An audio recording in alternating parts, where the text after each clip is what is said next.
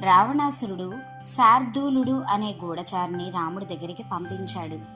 ఆ శార్దూలుడు అక్కడ ఉన్న వానర బలాన్ని అంతటినీ చూసి రావణాసురుని దగ్గరికి వెళ్ళి, అది వానర సైన్యమా? సముద్రం పక్కనే నిలబడ్డ మరో సముద్రంలా ఉందయ్యా. నువ్వు ఆ వానర బలాన్ని గెలవలేవు. అక్కడున్న వీరులు సామాన్యులు కారు. నా మాట విని సీతమ్మని రాముడికి అప్పగించు అన్నాడు. అప్పుడు రావణాసురుడు, నేను మాత్రం సీతను ఇవ్వను అని సుకుడు అనే వాణ్ణి పిలిచి, నువ్వు పక్షి రూపంలో సుగ్రీవుడి దగ్గరికి వెళ్ళి నేను చెప్పానని ఒక మాట చెప్పు. నువ్వు వానరుడివి, నేను రాక్షసుణ్ణి.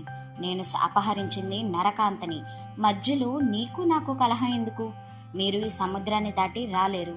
ఒకవేళ దాటాలని ప్రయత్నించినా నా చేతిలో మీరు చనిపోతారు. ఒక మానవ కాంత కోసం వానరులు ఎందుకు మరణించడం?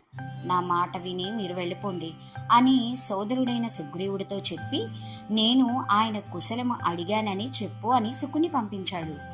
ఆ శుకుడు పక్షి వేషంలో వచ్చి ఆకాశంలో నిలబడి సుగ్రీవుణ్ణి ఉద్దేశించి రావణుడు చెప్పిన మాటలన్నీ చెప్పాడు. ఇదంతా విన్న సుగ్రీవుడు అన్నాడు, దుర్మార్గుడు, దురాత్ముడు అయిన రావణుడు నిజంగా అంత శక్తి కలిగిన వాడైతే రామలక్ష్మణులు లేని సమయంలో సీతమ్మని ఎందుకు అపహరించాడు? రాముడి కోదండ విద్యా పాండిత్యం ముందు రావణాసురుడు నిలబడలేడు. వాడి స్నేహం, వాడి సందేశం నాకు అక్కర్లేదు అన్నాడు.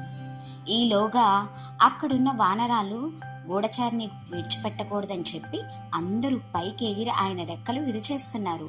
అప్పుడు ఆ శుకుడు రామా రామా అని ఏడిస్తే రాముడు వెంటనే ఆ వానరాలని శాంతింపచేసి శుకుడిని విడిపించాడు.